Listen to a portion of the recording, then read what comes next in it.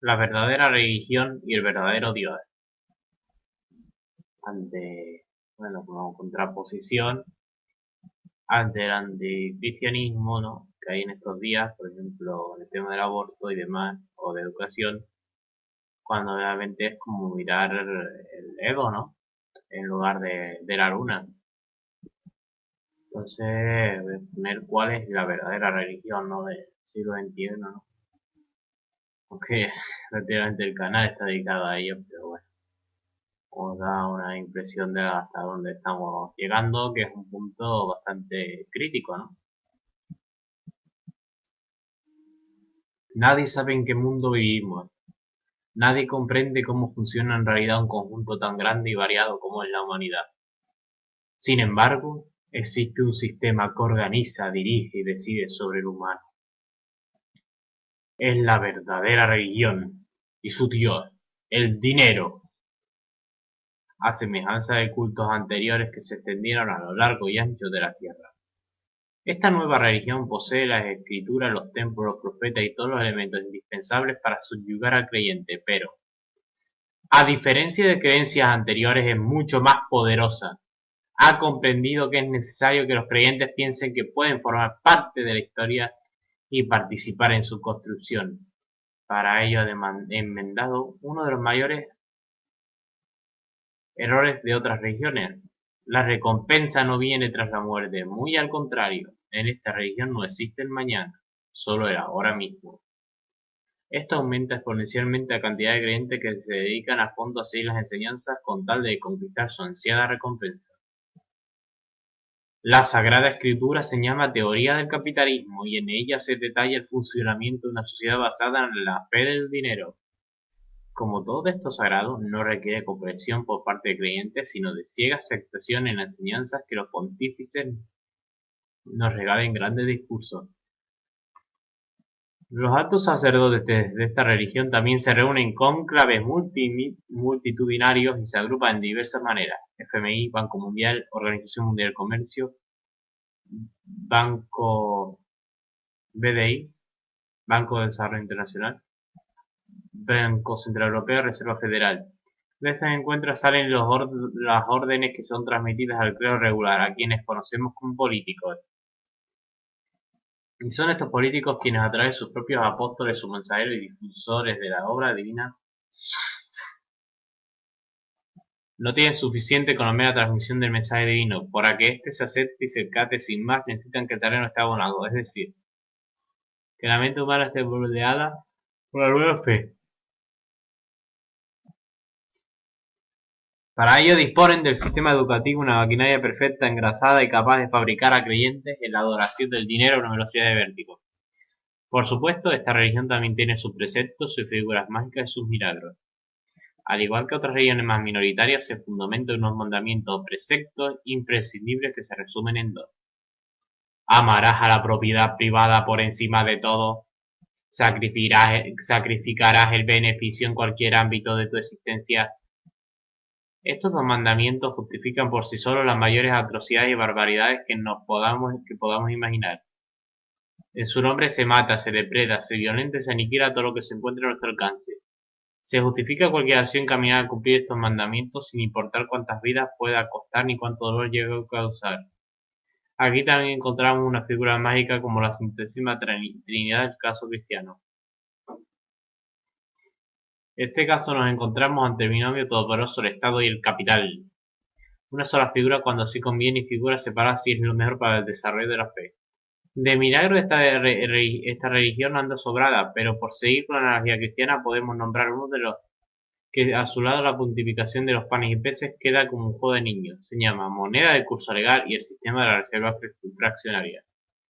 En lugar de un templo para la comunidad, los altos jerarcas han dispuesto docenas, los han llamado centros comerciales, centros de ocio, ciudades de descanso, etc.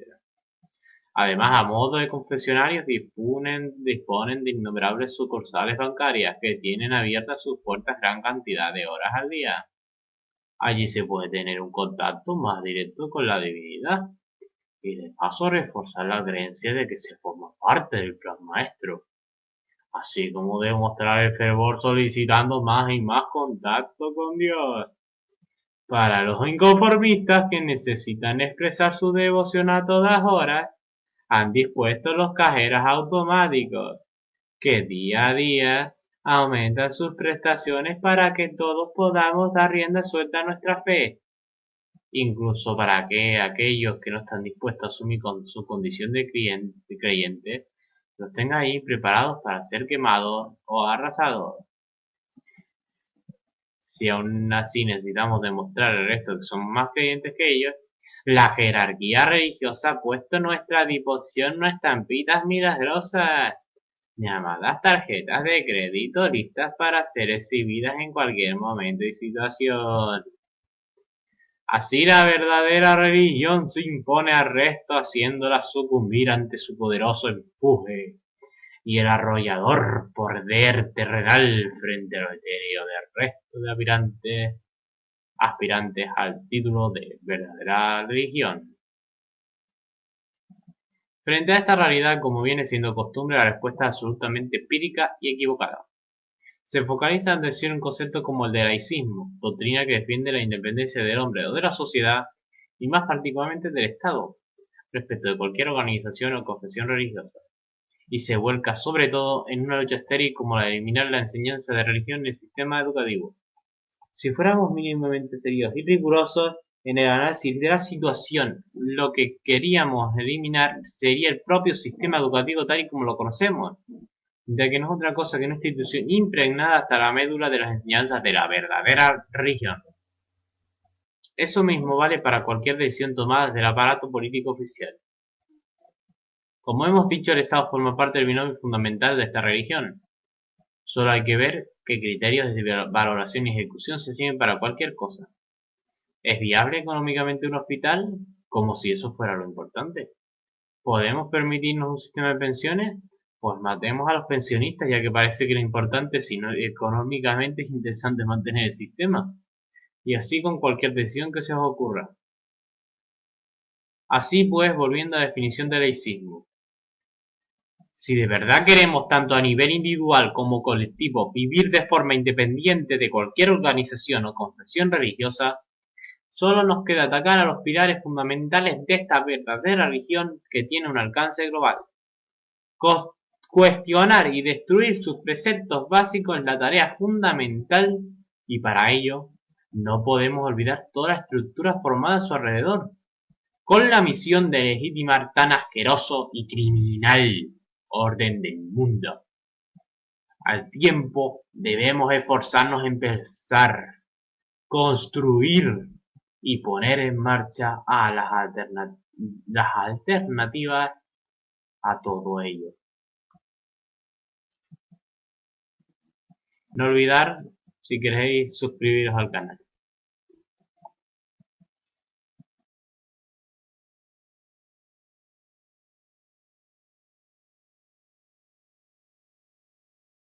Estamos en el inicio de cambios muy importantes.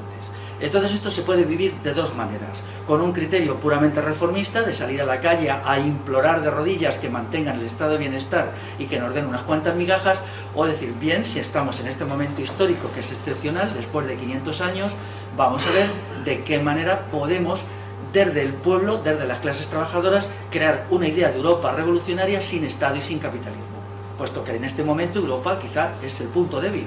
Puede parecer raro, ¿no?, que lo que es todavía un emporio de bienestar y tal, pero claro, mi idea de la estrategia, una estrategia de revolución, no es para mañana, tendría que ser a 10 años vista, qué menos. Una estrategia en fase, la primera fase, tal como yo la tengo pensada, sería a 10 años vista. Entonces, en estas convulsiones, al menos deberíamos intentarlo y ser conscientes de cuál es el camino que vamos a seguir. Es decir, aquí hay una división clara, una división entre los que viven el momento presente con las ideologías del pasado, estado de bienestar, lloriqueos correspondientes, queremos vivir bien, queremos seguir consumiendo, y los que, como eso nunca lo hemos valorado porque nos ha parecido pura basura y una vergüenza, ahora creemos que se están dando las condiciones para un cambio, y ese cambio debemos de pensarlo y planearlo desde hoy mismo.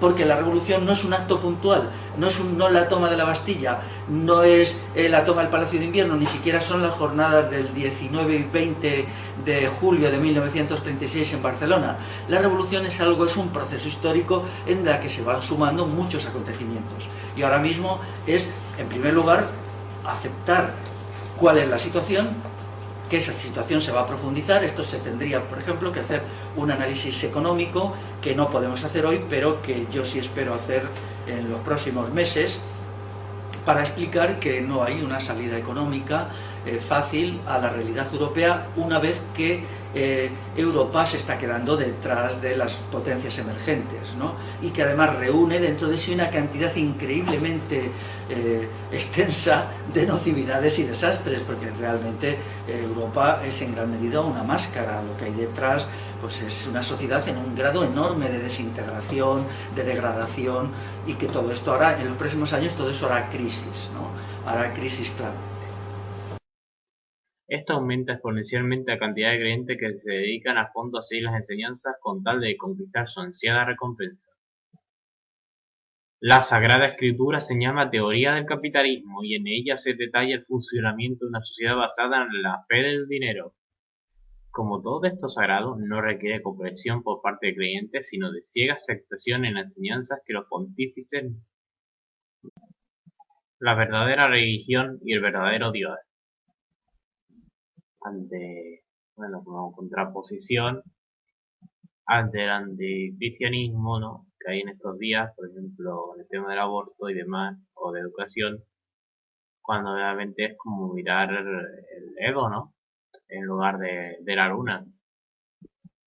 Entonces, voy a poner cuál es. A diferencia de creencias anteriores, es mucho más poderosa. Ha comprendido que es necesario que los creyentes piensen que pueden formar parte de la historia y participar en su construcción. Para ello ha enmendado uno de los mayores errores de otras religiones. La recompensa no viene tras la muerte, muy al contrario. En esta religión no existe el mañana, solo el ahora mismo. Sin embargo, existe un sistema que organiza, dirige y decide sobre el humano. Es la verdadera religión y su Dios, el dinero. A semejanza de cultos anteriores que se extendieron a lo largo y ancho de la tierra. Esta nueva religión posee las escrituras, los templos, los profetas y todos los elementos indispensables para subyugar al creyente, pero es la verdadera religión, ¿no?, del siglo XXI, ¿no? Aunque prácticamente el canal está dedicado a ello, pero bueno, os da una impresión de hasta dónde estamos llegando, que es un punto bastante crítico, ¿no? Nadie sabe en qué mundo vivimos. Nadie comprende cómo funciona en realidad un conjunto tan grande y variado como es la humanidad.